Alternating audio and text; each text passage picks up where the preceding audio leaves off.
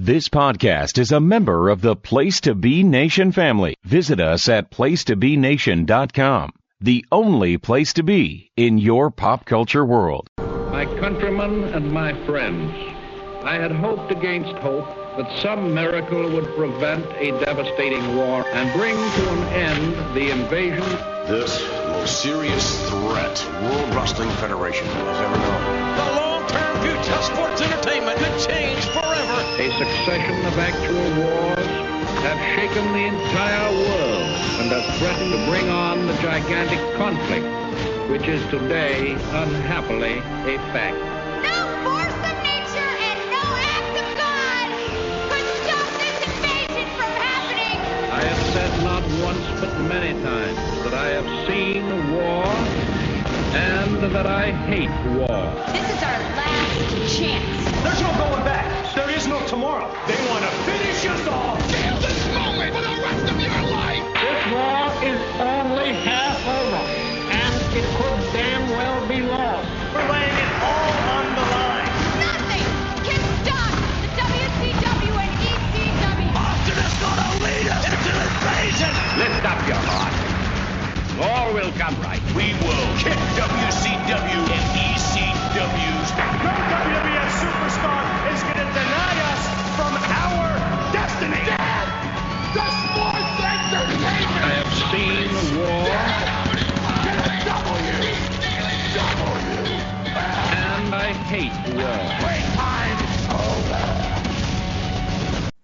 Place to Be Nation, welcome back to another episode of Nation Invasion. I am your host / captain of the Nation Invasion Voyage, James Gruenberg, and tonight we are on the road to Unforgiven. Now, last week, Kurt Angle got revenge on Stone Cold for Stone Cold getting disqualified and retaining the WWF title at SummerSlam. So Kurt Angle doused the alliance with good wholesome milk, and then Stone Cold cheated on SmackDown, the following SmackDown, and retained against Chris Jericho. So we're on a collision course to Unforgiven, and we'll see what action we have WWF versus the Alliance here tonight. But before we dive into that, I have a guest with me as always.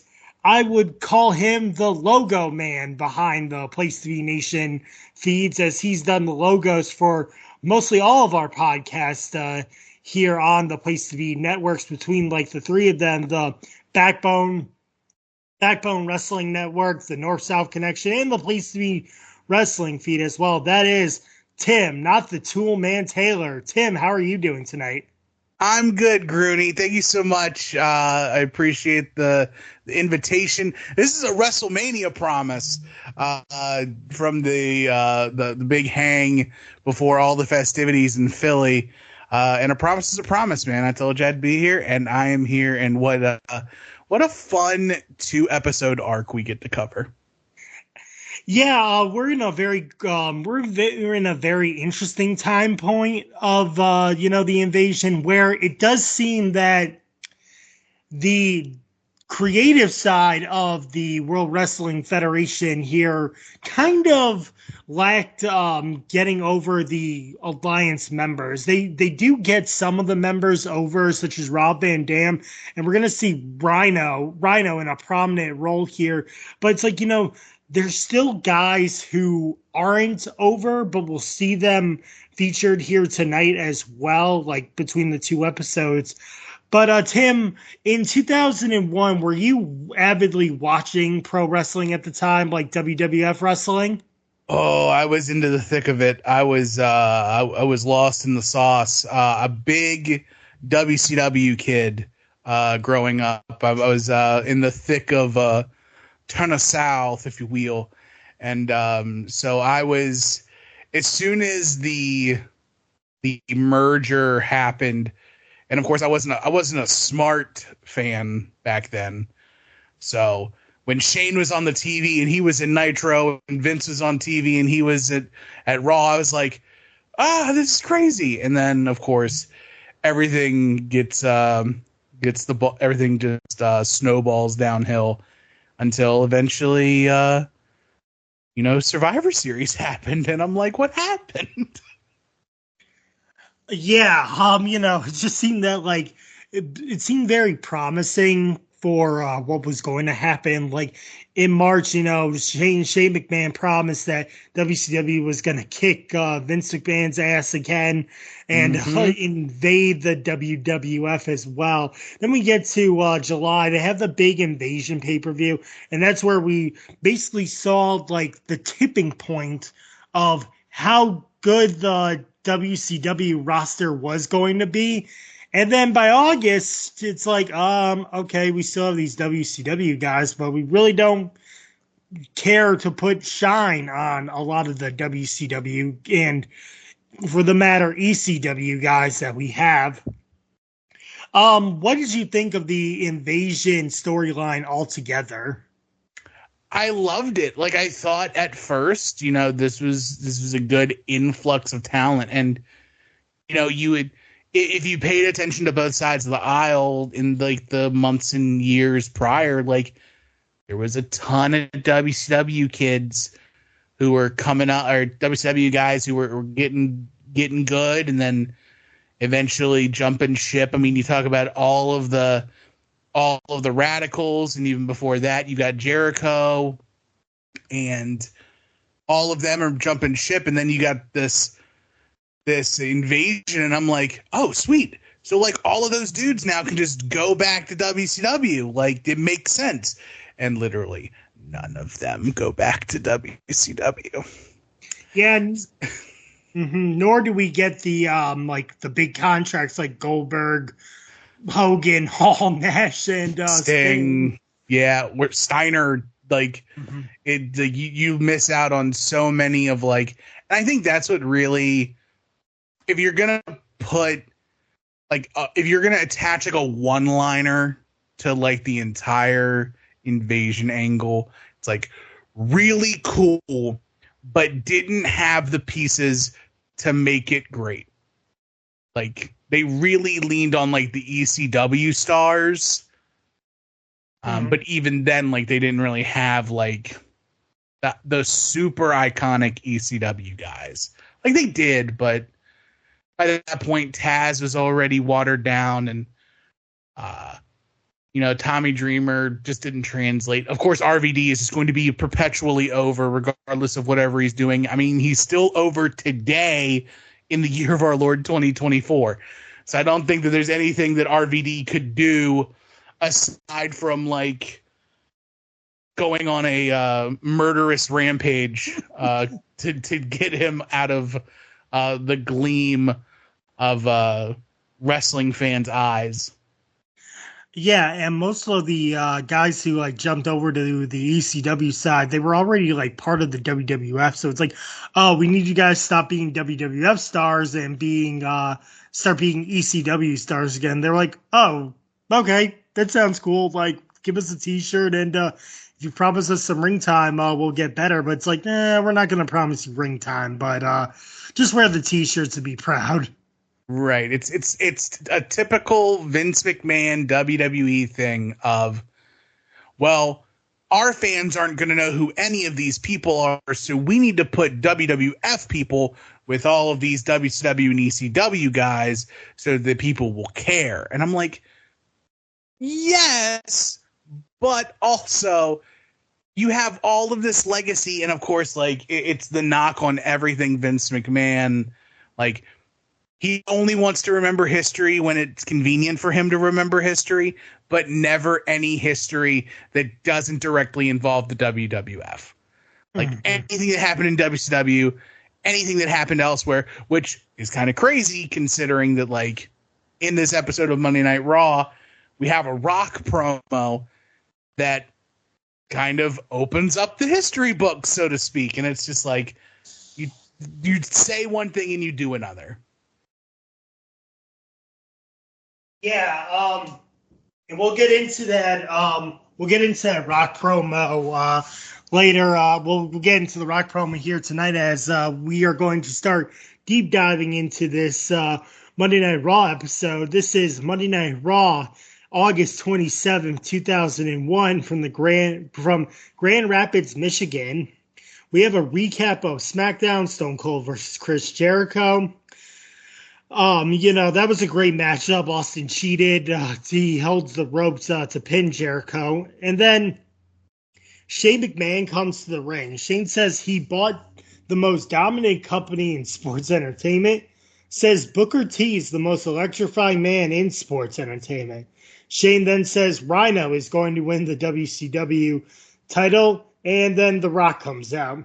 The Rock recites names of WCW champions like Frank Gotch, Jack Briscoe, and yours truly, the Nature Boy, Ric Flair. This is where I have a problem with the promo here, Tim. And then he just goes and then disses the WCW champions, DDP, Booker T. And yeah, this was a joke, but that should be in its place. David Arquette, the guy from Scream 2. So without mentioning names, The Rock does say, the guy from Scream 2 won the WCW title. Everybody knows who that is. But for The Rock just to diss Booker T and DDP for being WCW champion, I know he's supposed to diss the heels, but it's these are Vince lines, nobody cared about DDP and Booker T when they were WCW champions. Yeah, they did. Yeah, for sure. DDP was very much the stalwart of WCW, especially when you're watching WCW and you have everything going on with the NWO, and DDP is the only guy who doesn't flip, really. And Booker T, the young homegrown talent for the most part, who you see rise from tag team relevancy and break out into a singles competitor and getting five-time WCW champion. The fans absolutely cared. And I think by the time we get to this point in the invasion angle, that Booker T has already ingrained himself. I think he's beyond just being a WCW guy. He has really taken to Vince's cartoon wrestling, and he has ingratiated himself in it. DDP, though, he just wasn't given any favors being, Undertaker's stalker, or I'm sorry, Sarah's stalker. To me, it's just The Rock being The Rock. The Rock is always going to just be irreverent and talk down to anybody and everybody. Some would say that that's The Rock burying them, and other people say that's The Rock putting them over. The Rock has time to talk about almost anybody. So for him to mention specific names like Ric Flair, who's going to debut in the company within the next 6-7 months, and then of course you talk about Booker T and DDP, you'd think maybe he's mentioning them because he thinks that they may have a longer term stay with the WWE, as opposed to saying literally anybody else on the roster. Yeah, one could look at it that way. I just took it as he's just dissing on anyone that's hold the WCW title while in the company WCW. Mm-hmm. And then he says that the WCW title finally has purpose. It's not it had purpose anywhere else except when it's around a WWF superstar's waist. So that was kind of okay, this is just Vince lines, basically. Maybe The Rock is doing it for himself, he's coming up with the lines, but this seemed like a Vince McMahon, hashed out promo.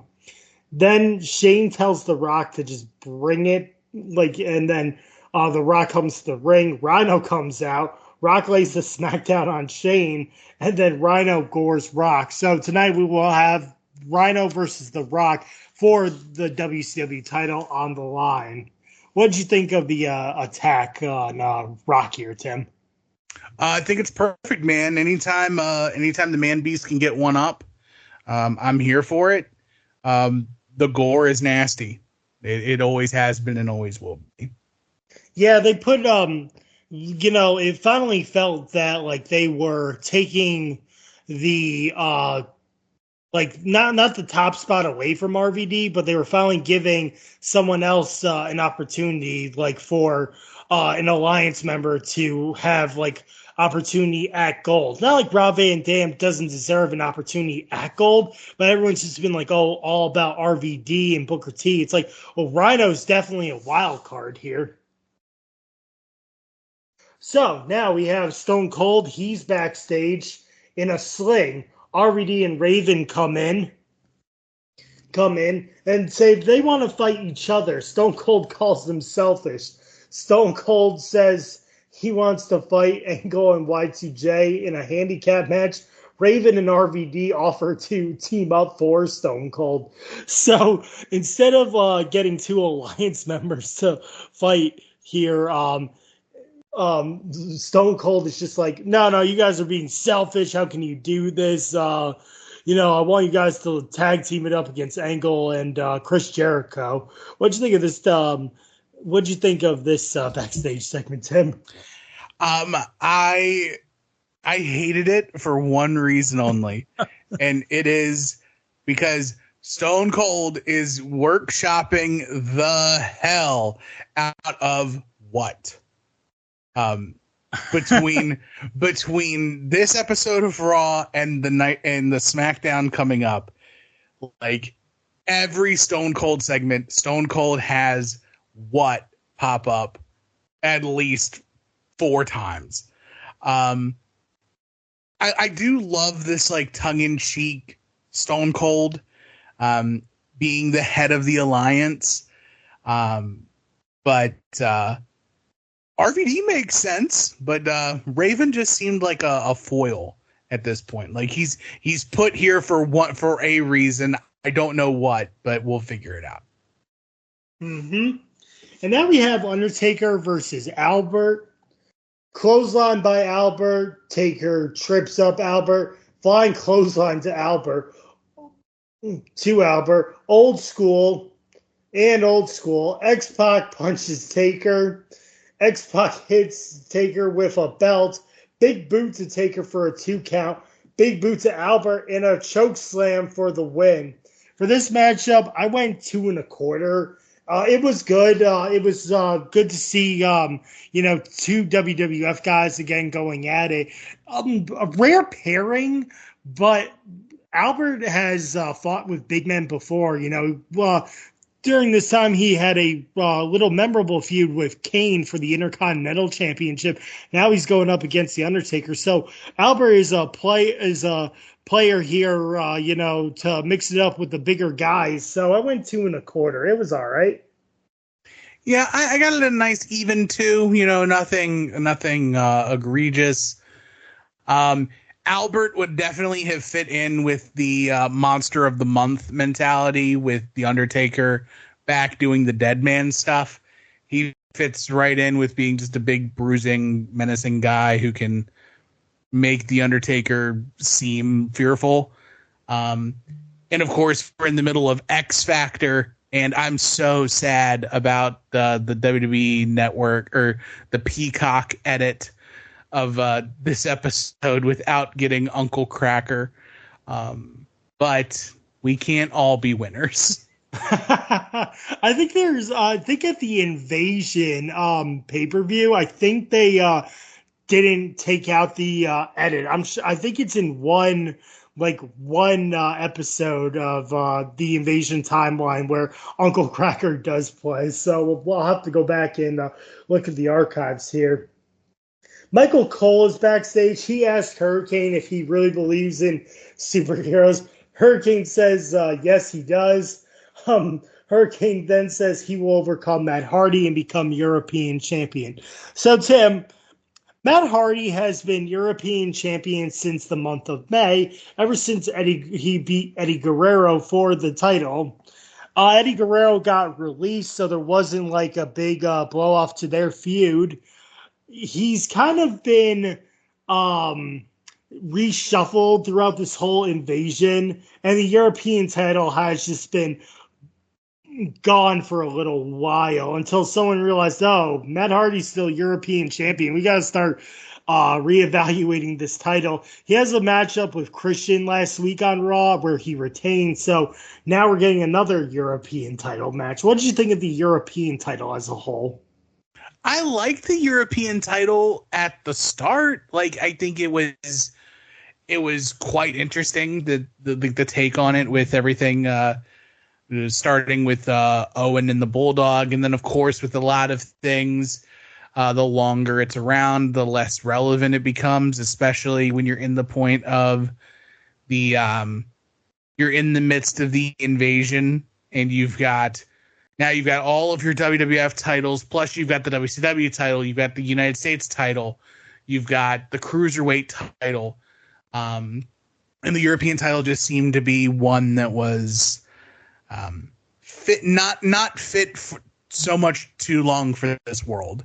It was on borrowed time, and I think the last great European champion was probably like Regal.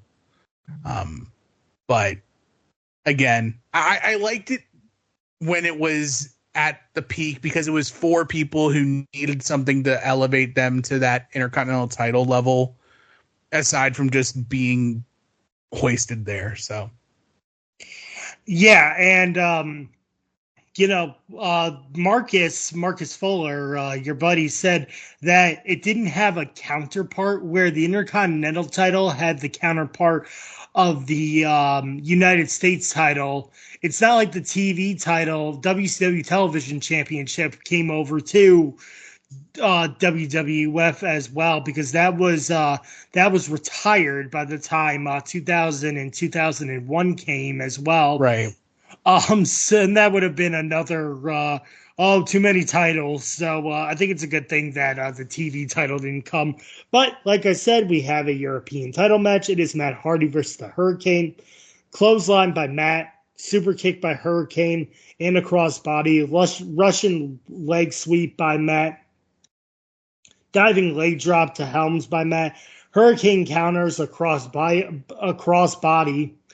Ivory hits Lita and Matt with a crowbar, and Hurricane hits a swinging neck breaker, which I believe is now called the Eye of the Hurricane, and he becomes the new European champion. So the Alliance captures another WWF title here, as it is the Hurricane. He is the new European champion. For this matchup, I gave it TV's Gentlemen's Television 2 stars. It was a good match between both guys. Nothing really fancy, but we're really seeing what Shane or Gregory Helms is doing with the Hurricane persona here. Yeah, and it's another instance of a guy from WCW who's coming into the fold in the WWE and is playing with Vince's cartoon wrestling. I was a huge Shane Helms fan in WCW with 3 Count and Sugar Shane, and all the Sugar Babies. But it eventually, coming over to the WWE or WWF at the time, you have to evolve. You have to find something that stands out, and we're here. This is actually the ground room or the floor base level of Hurricane as one of the more iconic WWE characters of all time. Not wrestlers per se, but like people to this day still know the Hurricane, and this is the ground, the floor, base level, G1. And it was really awesome to be reminded of how this all came about. So I'm always going to be happy with the Hurricane winning any title. Give me 2 stars. All righty. Yep. Kurt Angle is backstage. He attacks Raven and puts him in the ankle lock. And then Lita and Matt are getting observed by the trainer after getting hit by the crowbar from Ivory. And then Raven meets with the trainer. He's hurt, he says his ankle's broken. I think this might be the most time that the trainer has got in television time here, as everyone has an injury apparently tonight on Monday Night Raw. No, I like it though. Like you always try to find new ways to shoot things and new ways to make things happen. And the way that those two segments flowed into each other between, Kurt dismantling Raven, and then, of course, with the Doc taking a look at Lita, and Raven immediately coming in. And then, of course, you get the confrontation with Raven and Stone Cold in the trainer's room, where Stone Cold's like, well, now who's going to team with RVD? It's me. And Raven's like, you're selfish. And then, of course, we have Shawn Stasiak who appears. And so I love the principle of it, with it being in the trainer's room and being a new location, as opposed to just being like something that's happening somewhere. At least there's a reason why you would have the Alliance people and the WWF people in the same room at the same time, and nobody's batting an eye. It's like the neutral zone is the trainer's room. Mm-hmm. Austin declines Shawn Stasiak to be RVD's partner. He says he will have to replace Raven, and then Stone Cold just hits Raven's ankle. And now we have Edge. He's backstage with Hugh Morris getting a soda. Edge and Hugh trade jabs at each other, like their names, like what kind of a name is Edge. And, Hugh suck, and you should try some deodorant. And the Hugh. So some funny jabs there. And then all of a sudden, Christian's like, are you picking on my brother? Nobody picks on my brother. And he just decides that Edge is going to have a match between him and Hugh Morris for the Intercontinental title. And it's like, what are you doing? Why are you all of a sudden like making me like be the one to wrestle, Oh, yeah. It's like Stasiak's trying everything in his power, but all for naught. Yeah, and then like Christian is just like taking over and making all the shots. Yeah. Right. Like Christian being the epitome of like not me but we. And it's like Edge is on this roll, like between King of the Ring and the Intercontinental title, and Christian's like, yeah, it's us. And Edge is like, yeah, man, it's us. Mm-hmm. Then we Then we get a recap of Test joining the Alliance, and now we have Test versus Bradshaw. These two always love to mix it up together. They have some good matches here. Right hands and a DDT to Test. Full Nelson slam to Bradshaw. Sidewalk slam from Test. Test misses an elbow drop. Fallaway slam to Test. Test runs into Shane. Test clotheslines Farouk. Bradshaw then runs right into a big boot for the win.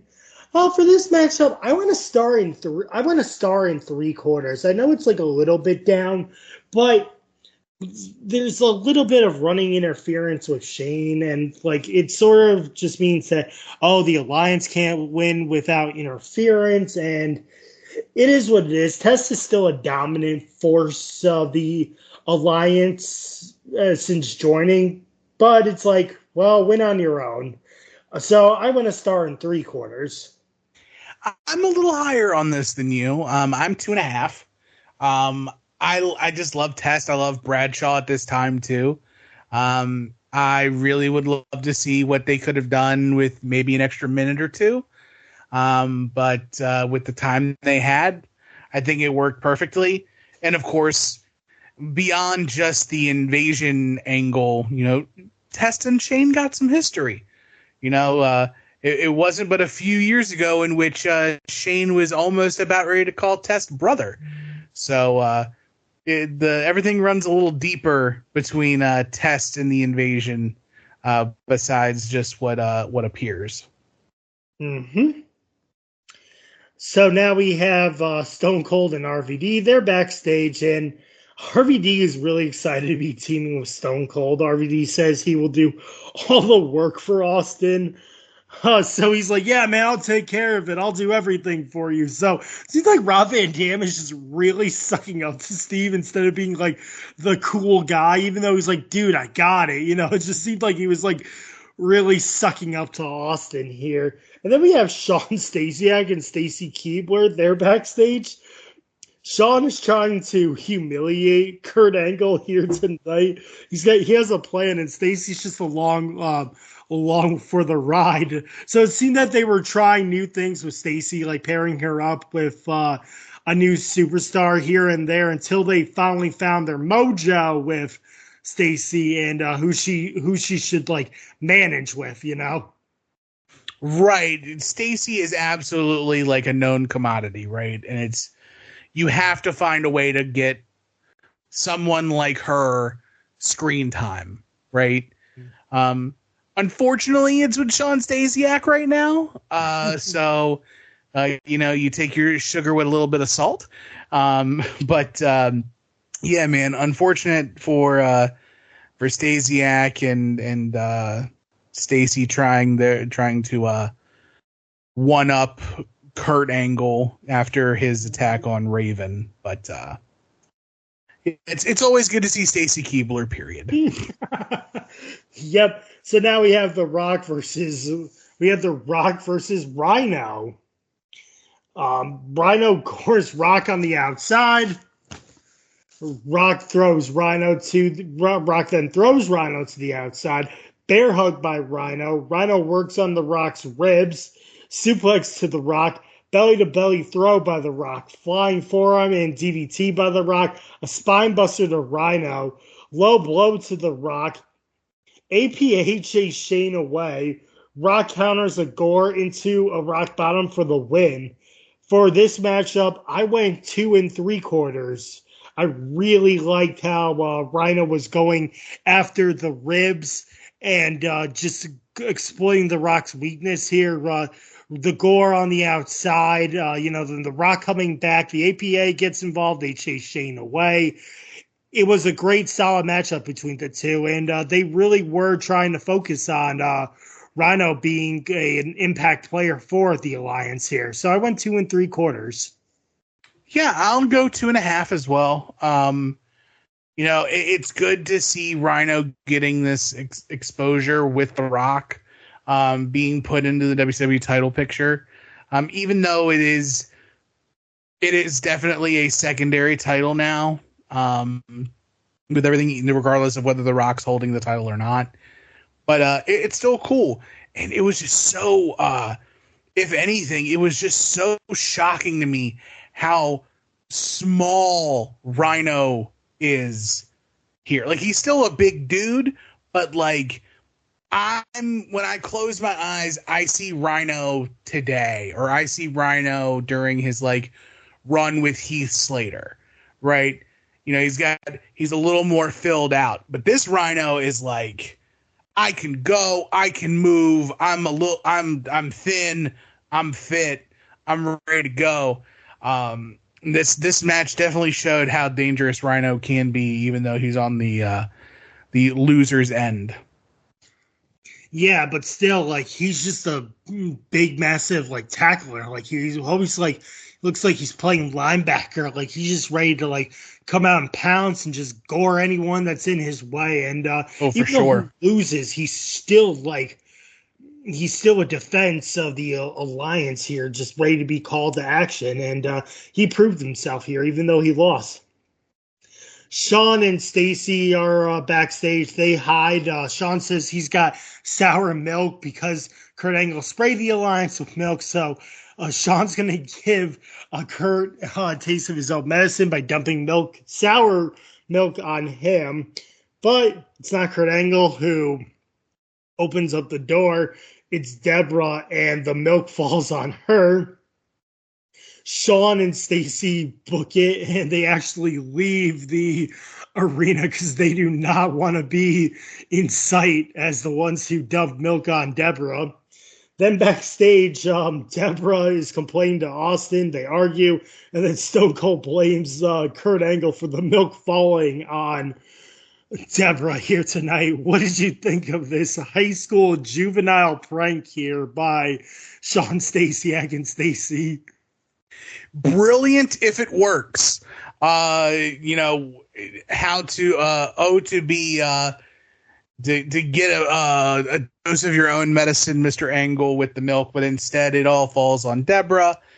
The milk's gone bad, and it's really great that Stone Cold himself has been talking about things being selfish and other people being selfish, yet when his wife and manager are like drenched in sour milk and she's obviously having a very, very bad day, like Stone Cold's like, no, but my shoulder, like, don't you get it? Like, just rub some dirt on it, kid. Mm-hmm. Yeah, like he's and like, then it's only now. It's only now until Stone Cold's like, you know what? People are coming after my prized possession and my wife. And he picks up the WWF title and he's looking at it. And I'm like, come on, guy. Like, I get what you're doing here, but it is it makes Sean Stasiak look like an idiot, and Stone Cold just trying to be comedic, but also stop doing what, man? Yeah, Stone Cold always thinks about himself when others are hurt or embarrassed. And it's like, well, whatever. I'm gonna beat Kurt Angle. And now we have Edge versus Hugh Morris for the Intercontinental title. Chops by Hugh Morris in a clothesline. Power slam by Morris. Elbow by Hugh. Diving elbow missed by Hugh Morris. Spinning heel kick by Edge. Flapjack by Hugh Morris. Christian then blatantly, when I say blatantly, it's like he didn't even try to hide the fact. He literally hit Hugh Morris in the face, and Teddy Long has no choice but to disqualify Edge.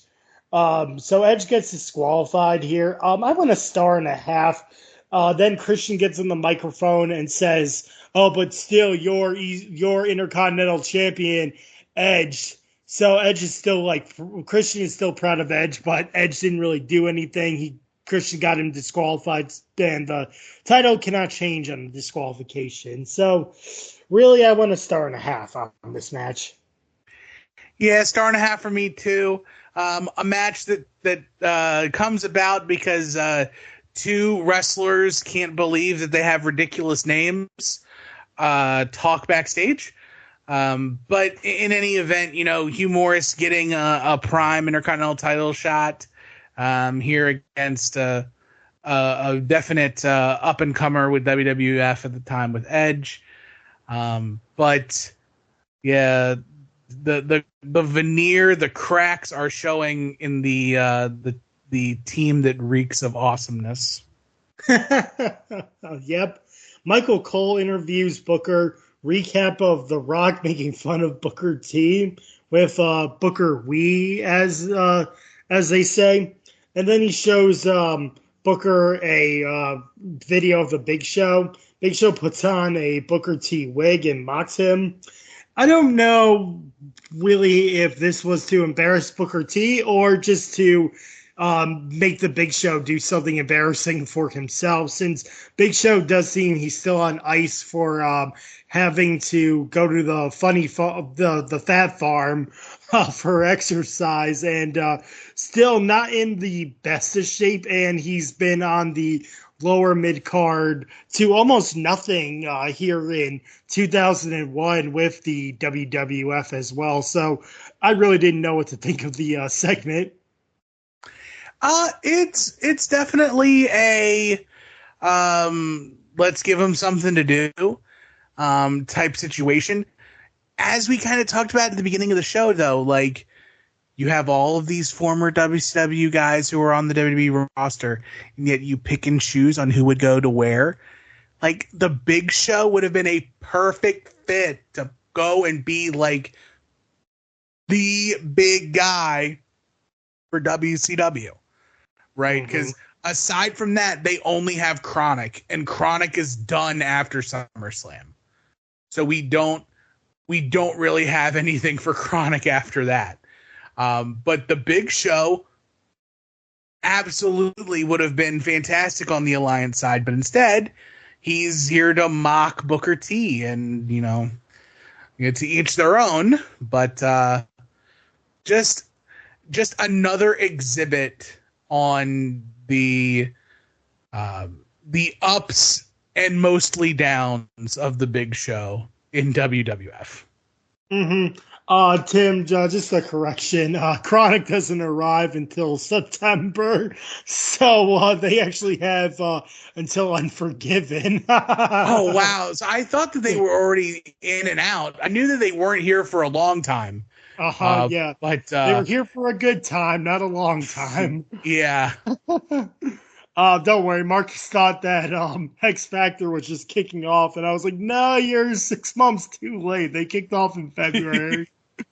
This whole time period, though, like during this invasion angle, it's definitely like wibbly wobbly timey wimey stuff where you feel like it's longer than it's longer than it is, and there's so many things that happen in between that are like iconic, and you don't know for sure if it happened this week or it could have been another month, but yeah, it just speaks to how volatile and how like chock full of good stuff the invasion angle was. Yeah, and we'll get to I'll discuss what I think of this guy's role here when we get to SmackDown.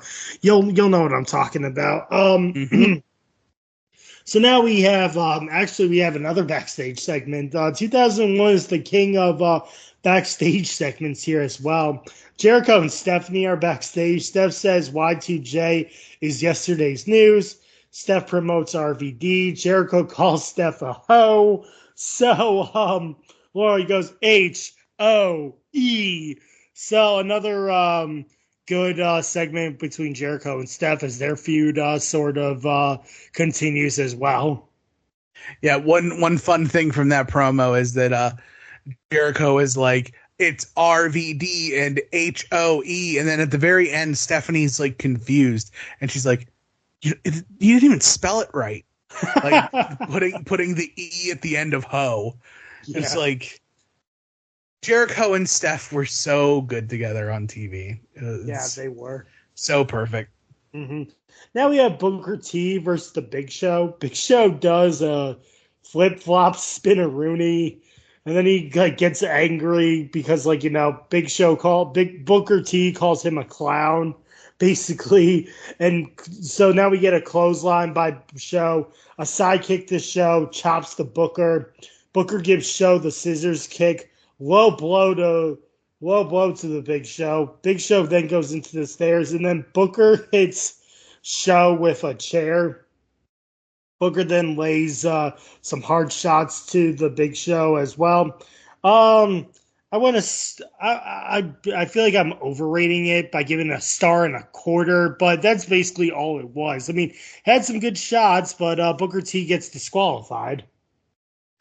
Yeah, I think this is a dud. Like, it's just for me. It's nothing to write home about. It feels more like an angle than a match. Like, but if you have to give it a rating, I'd give it like 1.5. It's it is what it is. Big Show's definitely in a weird gray area, and Booker T was just WCW champion like 2 weeks ago, and now he's like nowhere near any sort of title picture, and he's working a guy wearing a Booker T wig in a backstage promo. So. Mm-hmm. Al Snow is at the WWF New York with the Tough Enough finalist. Tim, did you ever get to go to WWF New York? I never got to go to WWF New York or WWE The World, and I regret it so much. If they... Here's an idea for WWE for WrestleMania weekend. You have access, right? Or sorry, it's what, WWE The World now? Yep. put in a pop-up 1-week restaurant and recreate WWE New York or WWE The World for like casual dining at WWE The World. Do you know how many people you'd have to turn away from overpriced hamburgers and hot dogs? It'd be fantastic. Yeah, I mean, do like they did, get some, get a couple of shots, during the, maybe like the long segments when there isn't a match in the ring at WrestleMania. You can just be like, oh, now we'll turn to the fans at the WWE World again, instead of just those 2 shots, maybe have someone who's not on the WrestleMania card, party, be the special guest there. You have a host for WrestleMania, and then you have a guest on the side for the WWE World. I went to WWE New York during the dying days of it, when it was about to close. And you didn't even realize it until, wait, what happened to WWE New York? Oh, it's gone? When? 2003. It's like, wow, it's 2005. It's insane. I wish I would have went one of those coulda, shouldas, but didn't. Unfortunately, at that time, New York seemed so far away from me. Mm-hmm. And now it's like, oh, what's a 4-hour drive for lunch? Let's go. I don't care. It's like, put WWE, put a WWE Hall of Fame somewhere, or put another wrestling-themed restaurant somewhere. That is destination dining for me. I will be there, and I will eat your stupidly named wrestling-themed food. Give it to me. Mm-hmm. Yep. And then, did you watch Tough Enough? I was a Tough Enough stan. I loved the first season so much. So yeah, I was very on top of everything with Josh Matthews and Maven and Nydia. My girl Nydia. So much fun. So good. I think you should try out for Jamie Noble as for the Christmas play. Jamie Noble. Yep. So now we have our Raw main event. It's Chris Jericho and Kurt Angle versus RVD. But who's RVD's partner going to be? And Stone Cold comes out, but he's not going to get into the ring. He calls out Taz. And so it's going to be RVD and Taz versus Chris Jericho and Kurt Angle. RVD and Angle brawl. Clothesline to RVD. Crossbody to Taz. Suplex to Taz by Y2J. Flying forearm to RVD. Superplex by Jericho. Diving leg drop to Jericho's neck. A suplex by Taz. Then we have a standing backflip to Jericho. Rolling Thunder by RVD. Taz is trying to impress Stone Cold. DDT to Taz. Jericho counters a moonsault by RVD. Tag to Angle. Belly-to-belly suplex to Taz. A 5-star frog splash to Angle. Jericho and RVD are on the outside. Taz mission gets countered into an Angle slam for the win. For this matchup, I went 2 1/4. It was good. A lot of work here by Rob Van Dam to Angle and Jericho. Taz had some good slams here and there. Nice for Angle to get the win here. But I went 2 1/4. I got 2 3/4 here. Even though I don't know quite how to feel about neighborhood mechanic Taz, he's still really cool. It's awesome to see him kind of in this spot, considering that he's doing the duties on SmackDown too for commentary. But I love how commentary tried to bring up the fact that Taz and Kurt Angle have history as being Taz's debut match at Survivor Series 2000, or Royal Rumble 2. It was Royal Rumble 2000. Royal Rumble.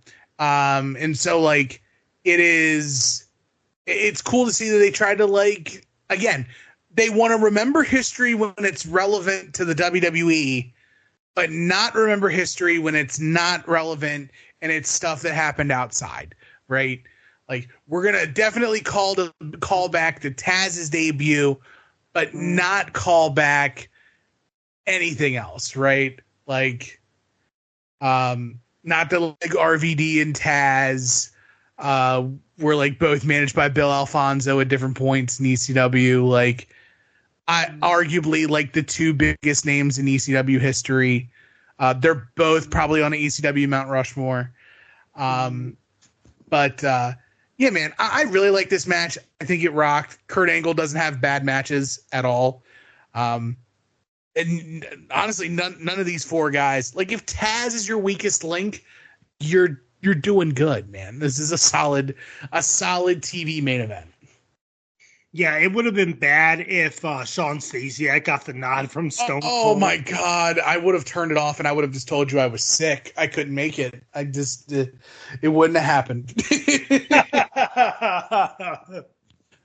But we're not done yet, as Stone Cold attacks Kurt Angle and then takes Kurt Angle's medals. So now Stone Cold is in possession with Kurt Angle's medals. So Austin has had enough of Kurt Angle shenanigans and has upped the ante here. Yeah, I love it. I love a little petty theft between friends. That's nothing wrong with that. No. So it was a good show of all. A little juvenile with the Sean Stasiak dumping milk on Deborah scene here. They're really trying to focus on Rhyno, RVD, and all what's going to happen with them as we roll into the month of September. Booker T is having a little rewind, like he's taking a step backwards. And, sadly, this is it of like DDP for a while here too. He had that match with Sarah on last week on Raw, and he takes some time to heal some injuries, and they don't really use him as much again. Yeah, it's in the definitely year one of those, 2001. Yeah, it's definitely out of sight, out of mind thing. Like, there's so many people you can run through that there's not enough time to really hold a spot, right? Mm-hmm. And again, some of the WCW guys that they got have taken a back seat, and the ECW players are taking a back here too, like Just Incredible, Tommy. Lance Storm still has some shots, but Mike Awesome, all those guys, Chavo Guerrero, Chuck Palumbo, Sean O'Hare. There's really, like, what do you do with them? Hugh Morris got a match, so there's still some Alliance members that aren't being used here, right? But let's take a look at SmackDown from August 30th, 2001. We are in Detroit, Michigan. So double Detroit shows here. Usually sometimes they go to one place and then they go to a different state. But they've been doing like back-to-back, states here, staying in the state. As we kick off the Dudley Boys and Test versus APA and the Big Show. I thought they were just going to go back to their match at SummerSlam and bring Spike back in, but they went with the Big Show here. So a little more prompting role for the Big Show, being a WWF loyalist. Double shoulder knock to Bradshaw and Devon start. Double shoulder knock to Devon. Test goes to work on Farouk. Forearm shot to Test. Big boot to Devon. Fallaway slam to Devon. Test, Devon, and Bubba give Big Show a 3D. So it's like a triple team to lift them up. And then a clothesline from hell to Devon for the win. This is a fast-paced matchup, but mostly they all look good. I want a star and 3/4. It was good, a little too fast, a little short, but that's what happens when you have a 2-hour TV show here. But it was a good kickoff match. Yeah, I'm gonna go with an even 2. I think the finish was hot. With the triple team 3D, and then of course the APA coming in. Just like their shirt says, they're always pounding ass, and they're here. They're bringing the good wood to the Dudleys, and Devon. Bradshaw tried his best to take care of Devon with that clothesline, but boy, it was thick and heavy. And I'm a sucker for just big dude wrestling, all getting in there and just not afraid to hit and get hit. And so good start to the show. Give me 2. Okay, yep. Kurt Angle then comes to the ring. Kurt reminds Austin that Kurt kicked out of 3 stunners, but I only saw him kick out of 2. I didn't see the third one. I watched it again on replay, and it's like, I don't remember keeping up with the 3 stunners, but Kurt says he kicked out of 3 stunners. He reminds that Stone Cold got himself disqualified to keep the WWF title at SummerSlam. And also that Kurt ruined Austin Appreciation Night by dousing the Alliance with milk. Kurt Angle then says he wants the WWF title. He challenges Stone Cold to a match at Unforgiven. So it's our first mention that Unforgiven is the next pay-per-view. And this is the first real challenge to build up to that pay-per-view. Kurt calls out Stone Cold. Booker T and Shane McMahon come to the ring. Booker T says, "Forget what you were robbed of. I was robbed of the WCW title, and Kurt should get over his medals." Booker says what Kurt did in the Olympics means nothing. Booker then challenges Kurt tonight. And then Booker does a spin-a-rooney. Then Kurt punches Shane and gives Shane the angle slam. So Stone Cold is on the Titantron. Stone Cold has Kurt's medals. All he has to do is come and get them. So what did you think of this whole segment here, Tim? I love it. It's a good, to me, it's a good, nice recall back to 98 with the Austin and Rock promos that they did where Stone Cold steals the Rock's Intercontinental title, or the Rock has Stone Cold's title and he throws it off a bridge, and then Austin's doing stuff on the outside, and you get the pager 316 line where you see the 316 on the pager, and your ass belongs to old Stone Cold. So it's definitely reminiscent of that time, but definitely throughout the entire show, I'm just like, this is a bait and switch. This is a bait and switch. Austin's going to be there. Austin's at SmackDown. They're making Kurt think that Austin's not there. Austin's going to be there. And so I like the little cat and mouse with the gold medals. Mm-hmm. Backstage, Kurt Angle is searching for Austin. Then we have Undertaker versus Albert again from Monday Night Raw. We get it here on SmackDown as well. A return match. To be honest, I thought they were going to go X-Pac this time. I thought they could have gone X-Pac and have the little guy get thrown around by the Undertaker, and X-Pac could have gotten some karate kick moves on Taker here as well to prove that X-Pac can hang with the bigger guys. But no, they go back to Undertaker versus Albert. But instead, Albert and X-Pac rush the ring, and then it goes to a big... It goes to a big boot to X-Pac from Taker. A back body drop to Taker and a big splash. A clothesline by Albert. DDT by Taker. Albert hits Taker with a chair and big splash. Undertaker uses a chair to get DQ'd. And a last ride to X-Pac. So it was the Baldo bomb that Albert used and the big splash, but Undertaker kicks out. Then Albert hits Taker with another splash as well, but again, Taker kicks out. Good showing of moves, but again, it's weird that Undertaker gets DQ'd. but I'm actually going to go a star and 3/4. It might be a little bit high, but I actually enjoyed it, even though Undertaker gets disqualified. But Albert was really showing what he's made of here as well. Whether he's a heel with like using the chair as well, Albert showed that he can hang with the Undertaker. So went a little high on it, star and 3/4. I'm going to go a star and a half. Very confusing at first because you think it's going to be Undertaker and X-Pac, like you said. And it just felt very fast. Like they got through everything and they get to the DQ finish and it's like, for what? For whom? Like, this definitely feels like a point in time where it's like, Kane's out hurt. We got to make people remember that Undertaker's a tag team champion. Who can we put him with?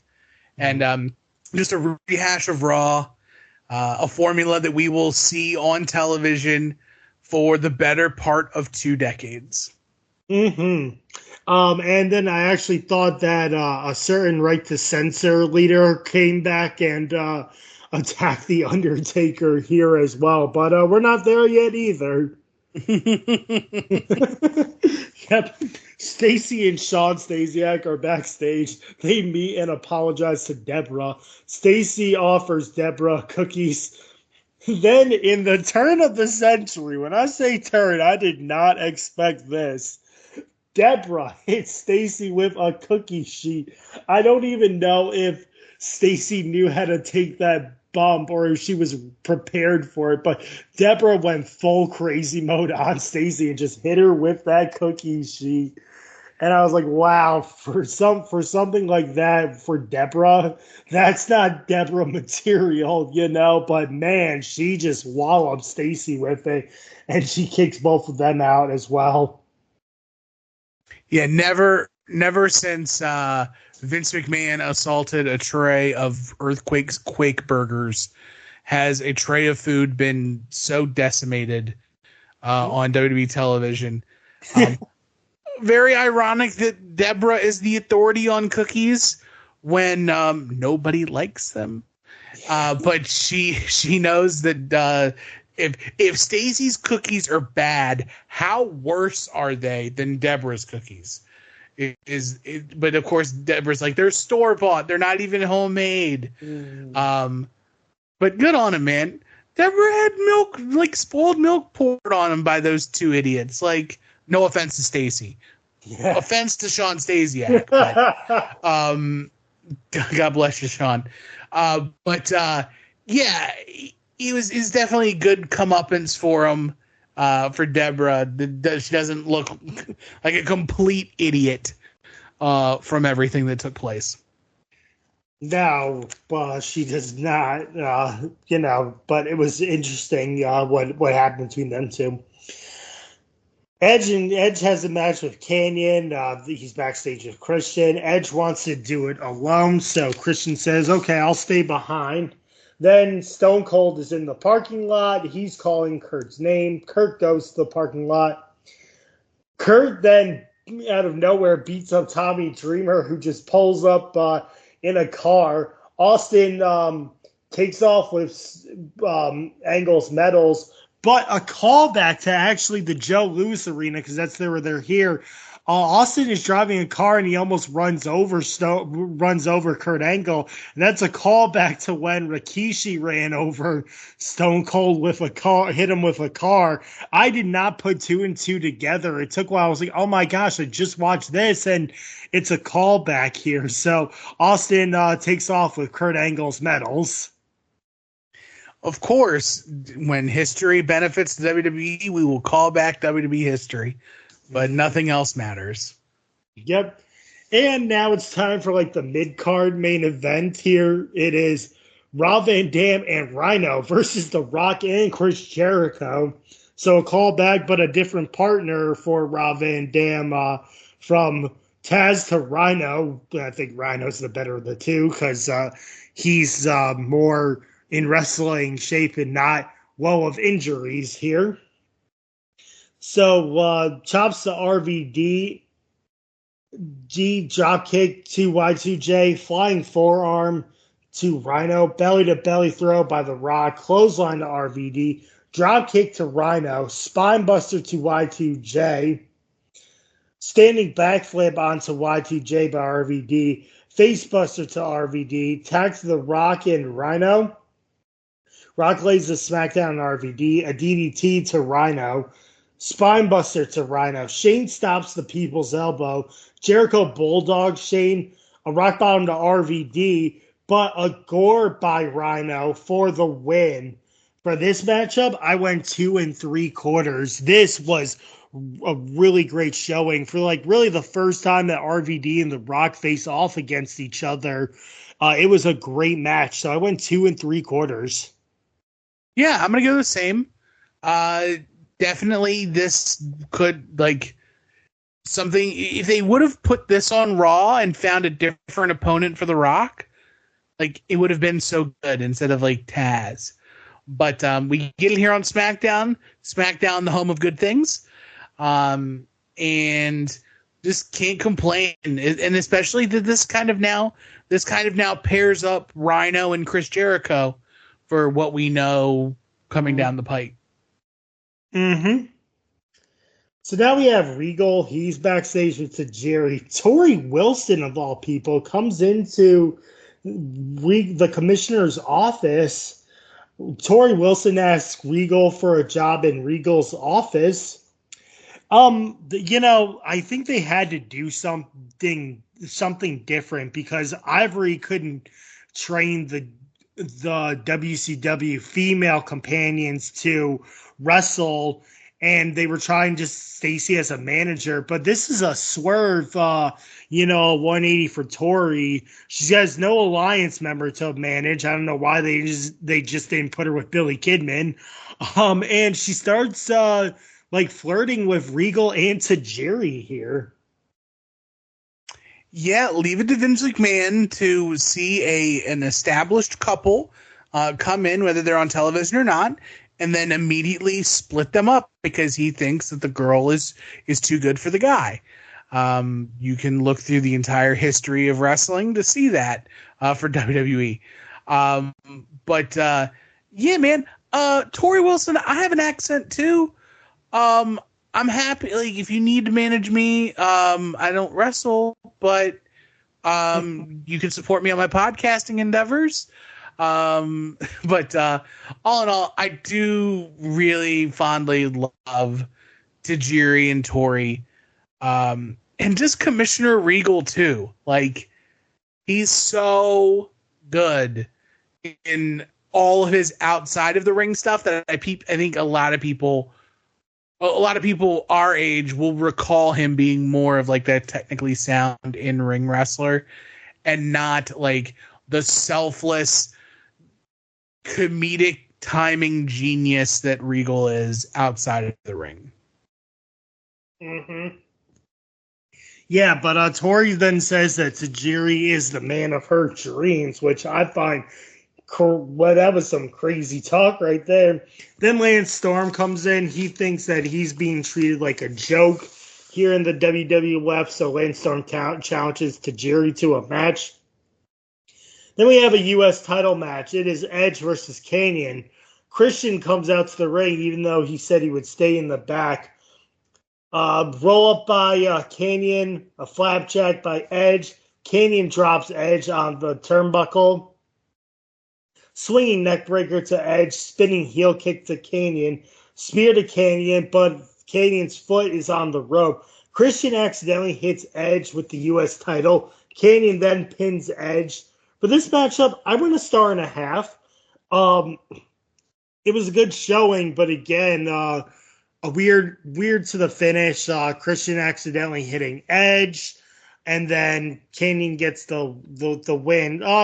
Okay wrestling, but just a roll up. It's not like Kanyon gives Edge that flapjack that he does or anything, or the I'm better than you, as he says. He just wins with a roll up too. So it is what it is. It's 1.5 stars. Yeah, I'm a little inclined to give it a little bit more, 1.75 stars. But it just, I think what really grinds my gears on this one is the fact that they just throw away a champion versus champion match on SmackDown, knowing good full and well that we just had an entire pay-per-view with WCW versus WWF guys and champions versus champions. It just misses me, man. I'm miffed. Especially for it to just end up with, as being just another paper on the pile for the future of Edge and Christian as a tag team. Yeah, and to I feel like it's add insult to injury. Christian then gets on the microphone and then says he's going to challenge The Rock for the WCW championship. Doesn't even care about Edge's well-being or the fact that Edge lost his opportunity to become a double champion here. He's like, nope, I'm going to challenge The Rock for the WCW title. You just hang on there, little brother.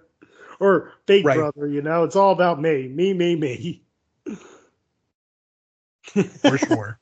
Yep. Lillian Garcia interviews the Hurricane, says what he did was right by defeating Matt Hardy, and it was justice. Says Matt Hardy is evil, basically. Says Spike Dudley is no underdog. There's only one underdog, and he's a superhero, and it's not Spike Dudley. So we have us a tag team match of Spike and Molly Holly versus Hurricane and Ivory. They're like, I guess they were trying to, fiddle with who's going to be the Hurricane's sidekick if he needs one. And they go with Ivory first here. So it's a little weird seeing Ivory and who we see as the eventual sidekick. I think they made the right decision here. But Taz had the line of the night. He said, yeah, Hurricane's a superhero, like Captain Kangaroo, the Adventures of Tintin, and Mr. Rogers. And Michael Cole's like, Tintin? Mr. Rogers? Yeah, oh, my God, that had me busting out laughing. God bless Taz for an Adventures of Tintin call out. Taz definitely showing glimpses of, like, the guy, like, it's borderline impossible to think that, like, the dude who was talking about rocket busters and, like, and all that stuff banana on SmackDown, juice, banana juice, Cole, it's the same guy who was, like, choking dudes out legit in ECW. Like, it's people's necks. Yep. Right. It's crazy that, like, Taz has 2 Hall of Fame careers. Yeah. So Spike and Helm started off, clothesline and baseball slide to Hurricane, springboard elbow by Molly, a sidewalk slam to Ivory, missile drop kick to Molly. Tag to Hurricane and Spike, leg scissors to Hurricane. Ivory and Hurricane hit each other. Molly misses the Molly go round, a super kick to Molly, and an Eye of the Hurricane to Spike for the win. I went 2 1/4. I thought this was a great tag team matchup here. Ivory's a little rusty in the ring, but she is one of the divas who knows how to wrestle, and Molly knew how to wrestle too. So it's like we're getting like Stacy or Tori out here. We actually got women competitors who have been in wrestling training. Right, definitely 2 stars for me. I'm not going to go anything less than that for the Hurricane. But love the Hurricane here. Good to see, like, that pairing too of, like, Spike, Molly, and Hurricane with everything. You have to remember too, Molly Holly is, like, trained by William Regal. So she definitely knows her stuff in the ring, and even in WCW, like, before coming to the WWF, she was like Miss Madness 2000, right? She was paired with Macho Man and Medusa and Gorgeous George. Like, that was a good grouping for her. And, now being in the WWF where there's an actual women's division, Molly Holly will have every opportunity to excel and showcase what she can do.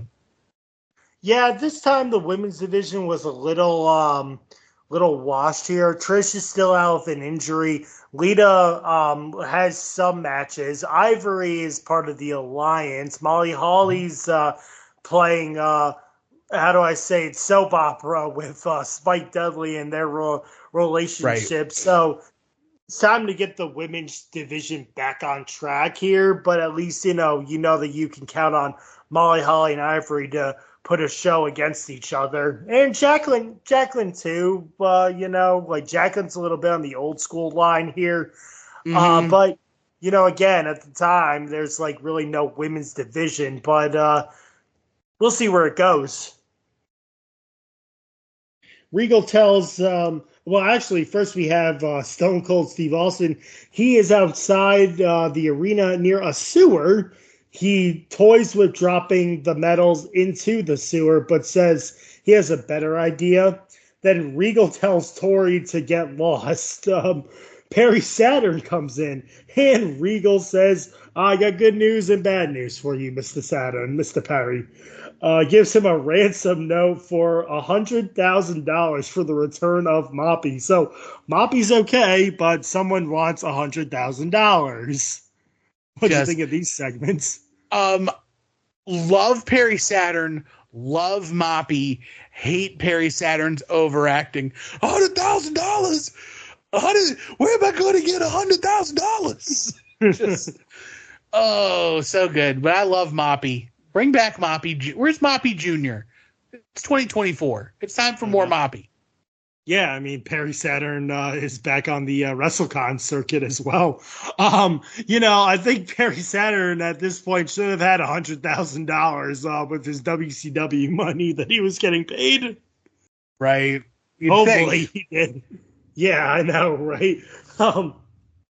Mike Awesome talks to Kurt Angle backstage. So this is what I was talking to. This is like the most airtime Mike Awesome has gotten ever since the Invasion pay-per-view. He talks to Kurt Angle and says he feels bad for Kurt because in 1996 I was watching you win your gold medals in the Olympics in 1996, and he feels bad for Kurt. Mike says that he's talked it over with the Alliance members, and they gave Kurt a toy WWF title, and says that Mike Awesome says that's as close you're going to get to the WWF title. Kurt beats down Mike and puts him in the ankle lock. So this is like, what's wrong with Mike Awesome? He could have been the test. He could have been the enforcer that Test is. Did you need Test and you didn't have enough confidence in a guy like Mike Awesome who's so big? And I was just listening to Bruce Pritchard and he's like, well, Mike Awesome didn't look that big in front of The Undertaker and them. But it's like, yeah, you could have stuck him in the tag team matches with the Dudley Boys, had him go up against Bradshaw, and I'm sure he would have mixed it well with Kane and a couple others, I just don't understand what everyone missed, how the company missed it big with Mike Awesome. So I don't know. It's Vince and Bruce always had this well, they don't look big against this guy, or they don't look big against that guy. To be fair, Mike Awesome probably didn't do any favors for himself. Not him for himself, but he probably didn't do him any favors. So the last time we see him in WCW, he's like the fat chick Thriller, that 80s, that 70s guy, Mike Awesome. Definitely takes the luster off of the ass kicking machine that we knew from ECW and FMW for those that followed that. Very different times. But it's a case in point of WWE putting trust in their people and in doing so showcasing no trust for those that they don't know. Yep. They just didn't have any trust in Mike Awesome, even though he was a big guy. Plus, I think the haircut also, even though he had the haircut before going to the WWF, the mullet was what made Mike Awesome cool, and awesome at the same time. Yeah, and you have to think too, like WWE's probably first real interaction with Mike Awesome is back when Awesome holds ECW for ransom and goes to WCW as ECW champion. And then you have the Taz as a WWE employee versus Mike Awesome, a WCW employee, for the ECW championship at an ECW event. Like, if I'm WWE, who was actually paying ECW at the time the sum of $1,000 until they closed, $1,000 a month until they closed, I'd feel some type of way too with Mike Awesome. Sure, I wouldn't say it to his face, but you have to think Vince McMahon is just that right type of petty that, like, yep, screw this guy forever. Yeah. So now we have to Jerry versus Lance Storm. Tarantula applied to Storm. Lance counters across body. Handspring elbow by Tajiri. Leaping dropkick by Lance. Tori Wilson comes to the ring and she tries to help Tajiri get back into the ring, but Tajiri then runs into a super kick, and Lance Storm gets the win for this matchup. I want a 1.5. Good offense by both guys here. They're giving Lance some TV time. And they're trying to have this start a little thing between Tajiri and Tori, whether, she's just playing with Tajiri causing him to lose, or does she really want to help Tajiri as well? Right. I can't go anything lower than 2 for anything that involves Lance Storm and Tajiri. Kind of just a gimme. The only downside is they just didn't have enough time. But when you're the, 1, 2, 3, 4, 5, 6th of 7 matches on a 2-hour program on UPN, kind of tough. Get in where you can fit in. But always here for Lance Storm, always here for Tajiri. And they rocked with what time they had. Yep. So now we have our main event. It is Kurt Angle versus Booker T. Takedown by Angle. Shane pulls Angle to the outside and beats up Kurt. Booker slams Kurt into the table and the guardrail. Scissors kick to the side kick to Kurt. Side kick to Kurt. Booker goes to work on Kurt. Belly to belly to Booker and a DDT. A scissors kick to Angle and a spinner Rooney by Booker. Angle slam to Booker. Shane then comes in and he angle slams Kurt. And the referee, Nick Patrick, does absolutely, I don't know if it was Nick Patrick or was it Charles Robinson, but they do absolutely nothing. And they don't even call for the bell. The Rock comes out and he lays out the referee, Charles Robinson, a German suplex non-release. So he holds it to Booker, and Earl Hebner runs in. He counts the 3, so it was a surprise here for Kurt Angle to get the win. A belly to belly to Shane, and a Rock lays a smackdown on Booker. For the match, I went 2.25. It was all right in the beginning, a little hokey towards the end, and out of nowhere, it's just a German suplex that puts away Booker. So I was surprised at the ending of the match. So I went 2.25. It's SmackDown. It's the land where your big move doesn't have to be the end of the match, and you can win with something smaller. I can go 2.25 as well on this.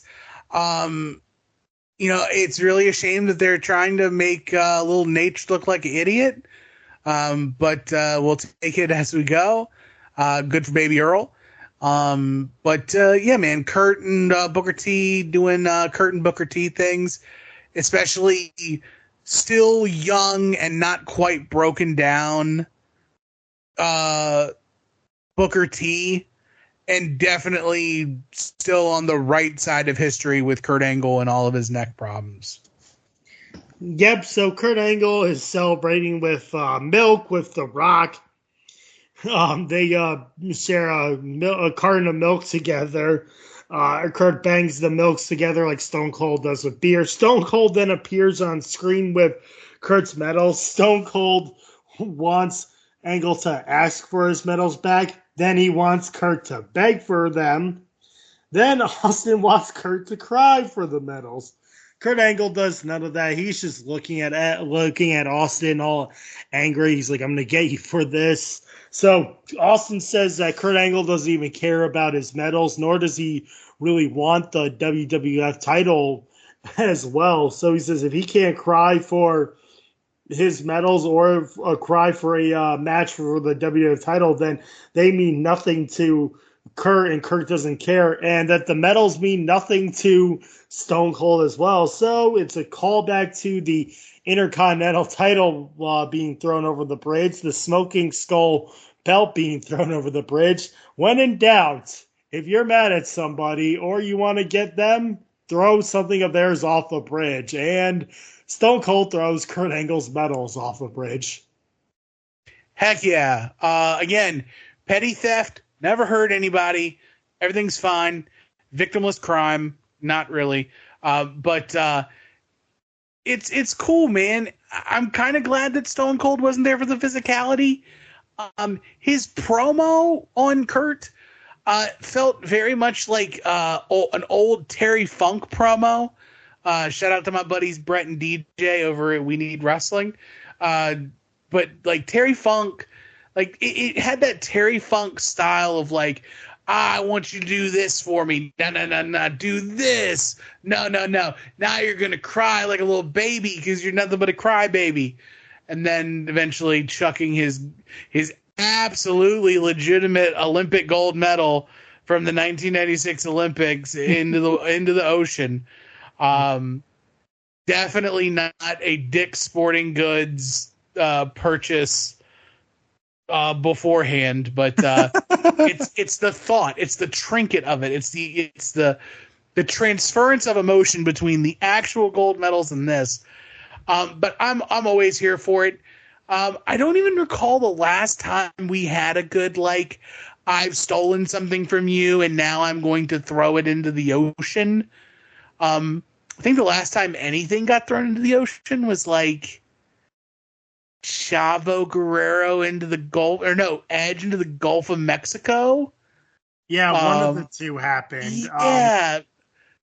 I don't want to give it to. I won't give it to Chavo Guerrero because Chavo Guerrero absolutely stinks. So Edge, but yeah, man, throw more stuff into the water.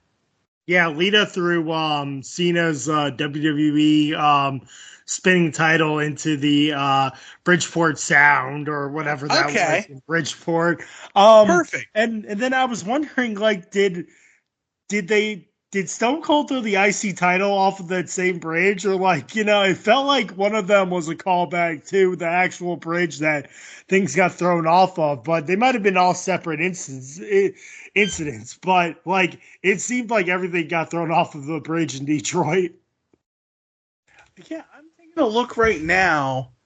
Where is this? So this would have been April 12th, 1999 Raw. Yeah. So now I just need to figure out where that was. Yeah. As we're on the move. It was at the Joe Louis Arena in Detroit, Michigan. Well, there you have it. That's same thing. Yep. Yeah, I was trying to wonder if the 1997 one also was, at the Joe Louis Arena. Let me look. That's The Rock. Yeah. The Rock throwing off a bridge. Okay. WWF. That is, what year is this? The Rock? 97. Yeah, when The Rock throws Stone Cold off of a bridge. Yeah, well, that was the 1997 one. Let's see. I don't know where it was. 1999, that's that. Yeah, 1997. That's the Smoking Skull Belt one? Yeah, but the Intercontinental title. Okay. Let me see. I will find it. Yeah. Stone Cold throws the Rock's Intercontinental title off yeah, of Bridge. Let's see. Where was that? I just need a date. December 15th, Yeah. 1997 episode of Raw. Where was that, you say? Yeah. Let's click Was it at the thing. Joe Louis Arena? Nope. This was in Durham, New Hampshire. Oh. At the Whitmore Center Arena. Oh, okay. Main event of the Legion of Doom versus DX. Well, at least we got one callback to the Joe Louis Arena where something got thrown off of a bridge, and it was Stone Cold and his Stone Cold Smoking Skull belt here. So Stone Cold threw Kurt Angle's medals off of the bridge. So that's going to do it for us here, recapping the shows. But before we go, Tim, do you have anything that you want to direct the listeners to? Shout out to everybody doing big things on the quad pods. With everything here. A big thanks to you, Gruney, for the invite. This was such a blast. If you want to hear more of me regularly, fortunately, you got to dip outside of the network, but me and familiar face to the quadpods here, Marcus from WWE War. Marcus and I do a weekly podcast where we take just the history of wrestling and put things in like the good place and the bad place. And so check us out, Final Wrestling Place, wherever you get your podcasts, Spotify, YouTube, what have you. And go back and listen to the old episodes of Viewer's Choice on the North-South Connection. That's me and Marcus too. But Gruney, this was a blast, man. Thank you.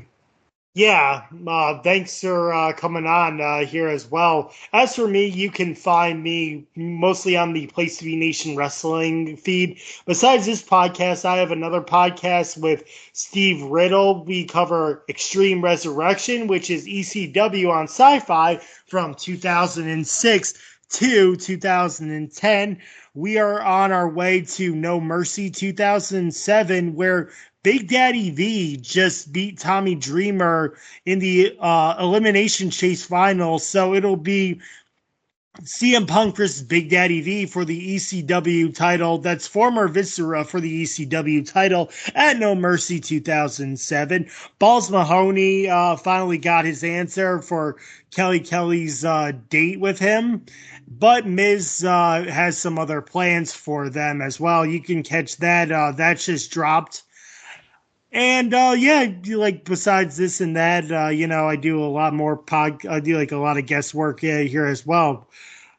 Well, that's going to do it from us here on Nation Invasion. I want to thank Tim Taylor for coming on and being my guest here tonight. Be prepared as we, the nation, bring the invasion.